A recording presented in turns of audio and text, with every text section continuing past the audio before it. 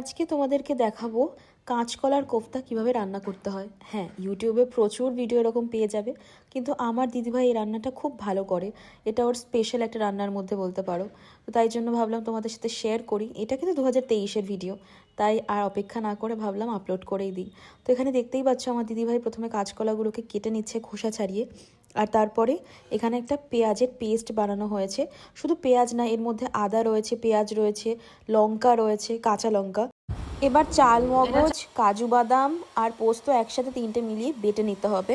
আমরা মিক্সিতেই বেটে নিয়েছি, তবে তোমরা যদি শিলবাটায় করতে পারো তাহলে আরও ভালো হয়। এবার কাঁচকলাগুলোকে সেদ্ধ করে সেটাকে হাত দিয়ে ভালো করে চটকে তার মধ্যে হলুদ, জিরে গুঁড়ো, ধনে গুঁড়ো, নর্মাল কাশ্মীরি লঙ্কার গুঁড়ো, এমনি লঙ্কার গুঁড়ো আর অল্প একটু নুন দিয়ে ভালোভাবে জিনিসটাকে মিশিয়ে মেখে নেওয়া হলো। এবার সবগুলোকে নিয়ে মাখা হচ্ছে, ভালো করে এটাকে স্ম্যাশ করতে হবে। একটু জলও দেওয়া যেতে পারে চাইলে, অল্প করে, যদি খুব ড্রাই হয়ে যায়। এখানে মাথায় রাখতে হবে যত মিহি করে মেখে নেওয়া যাবে ততই কিন্তু ভালো খেতে লাগবে। কাঁচকলা সেদ্ধটাকে মেখে নিয়ে এরকম গোল গোল করে সাইজ দিতে হবে। তোমরা যেরকম সাইজে যেভাবে রাখবে, আমরা এরকম চ্যাপটা সাইজ করছি।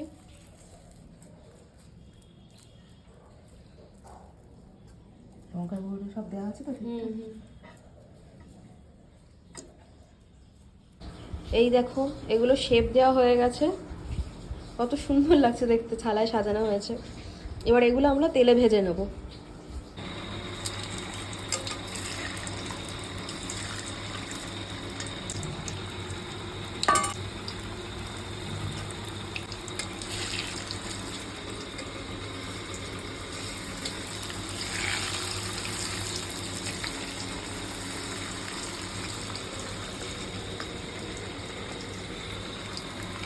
এই দেখো ভাজা কিন্তু হয়ে গেছে একটা একটা করে, আর এগুলো কিন্তু এমনি এমনিও সস দিয়ে খেতে সেরা লাগে।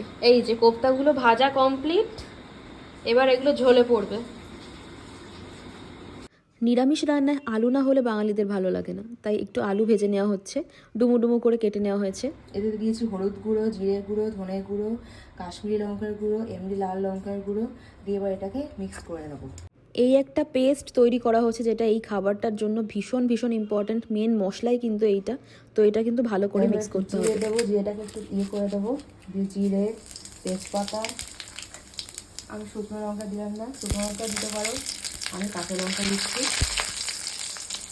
তুমি যেমন ঝাল খাবে সেই বুঝে দেবে।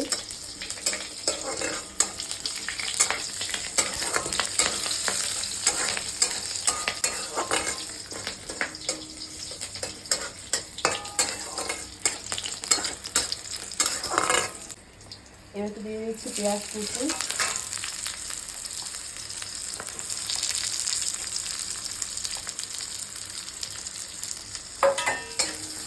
পেঁয়াজ কুচিটা দিয়ে দিলাম।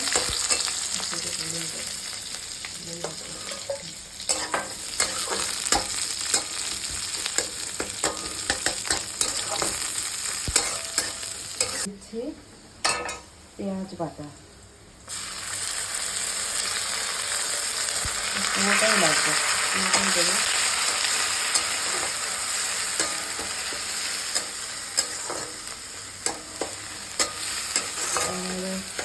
এটা লাগবে না, এই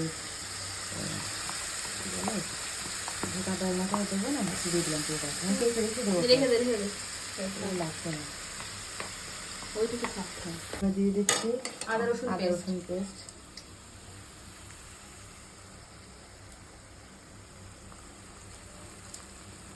একটা প্যাকেটে হাফ মুঠো দিলেই হবে। হ্যাঁ, আরেকটা দিবি নাকি? এবার কি দেবো, লবণ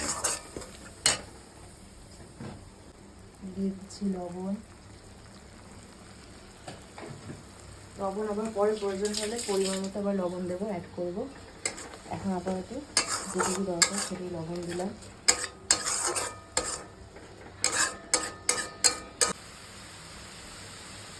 এবার দিয়ে দিচ্ছি ওই পেস্টটা। পেস্টটা দেওয়ার পর বেশ ভালোভাবে অনেকক্ষণ ধরে কষিয়ে নিতে হবে, যতক্ষণ না পর্যন্ত তেল ছাড়ে, কারণ কষানোটা ভালো হলেই কিন্তু খেতে স্বাদটা আরও বেশি ভালো আসবে। দেখো কি সুন্দর তেল ছাড়ছে রেস্টুরেন্ট থেকে, যে রেস্টুরেন্টটা আছে রেস্টুরেন্ট থেকে কষানো হয়েছে, কষানোর পরে তেলটা ছাড়ছে, খুব সুন্দর, খুব সুন্দর একটা সেন্ট বেরোচ্ছে। তো এবার আমরা কাজু বাদাম পেস্ট মানে পোস্ত বাটা, কাজু বাদাম বাটা, চালমগজ বাটা ওটা দিয়ে দেবো।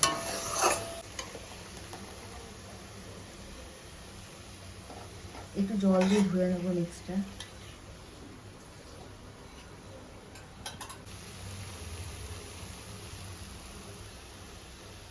এবার এটা এই মিক্সটা এর মধ্যে দিয়ে দিচ্ছি, একটু পাখিটা ধুয়ে দিয়ে দিচ্ছি, অনেকটা লেগে থাকে তো, আর কি দিতে হবে।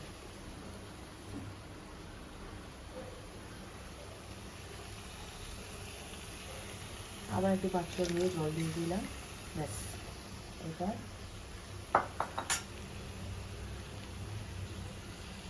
ঝোলের মধ্যে কাজু বাদামের পেস্টটা ভালো করে মিশিয়ে নিয়ে তার মধ্যে ভেজে রাখা আলুগুলো দিয়ে দেবো।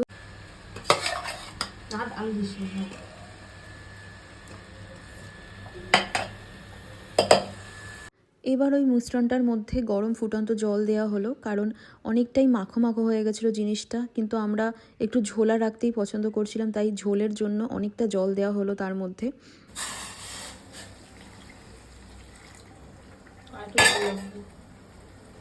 এইবার এই অবস্থায় ঝোলের মধ্যে দিতে হবে টমেটো কুচি, কিন্তু আমাদের কাছে টমেটো কুচিটা সেই মুহূর্তে ছিল না, তাই আমরা টমেটো সস দিয়ে দিলাম অল্প করে।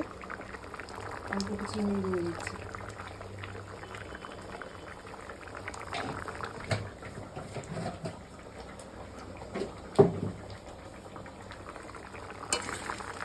ঝোলটা ফুটে উঠেছে, এবার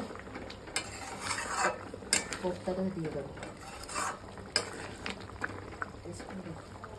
এবার ভেজে রাখা কোফতাগুলো একটা একটা করে ঝোলের মধ্যে দিয়ে দেওয়া হচ্ছে। কোফতাগুলোকে কিন্তু বেশিক্ষণ ধরে ফোটাতে হবে না, তাহলে ওগুলো ভেঙে গলে যাবে।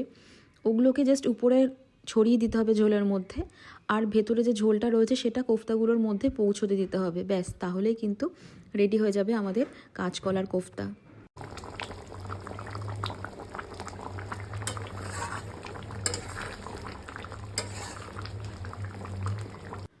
ঝোলটা অনেকটা গাঢ় হয়ে এসছে, আর আমরা দেখতে পাচ্ছি কোফতাগুলোর মধ্যেও ঝোল মশলা সব কিছু ভালোভাবে পৌঁছেছে, আর কোফতাগুলো ফুলে ফেপে উঠেছে।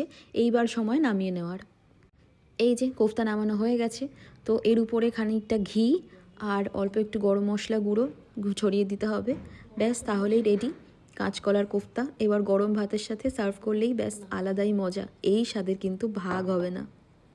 তো আজকের ব্লগ এই অবধি। রান্নাটা পছন্দ হলে তোমরা কিন্তু বাড়িতে ট্রাই করে আমাকে জানাতে পারো কেমন হয়েছে, আর পরের ব্লগ আবার আসবে। ততক্ষণ অবধি টাটা, বাই বাই, সবাই ভালো থেকো।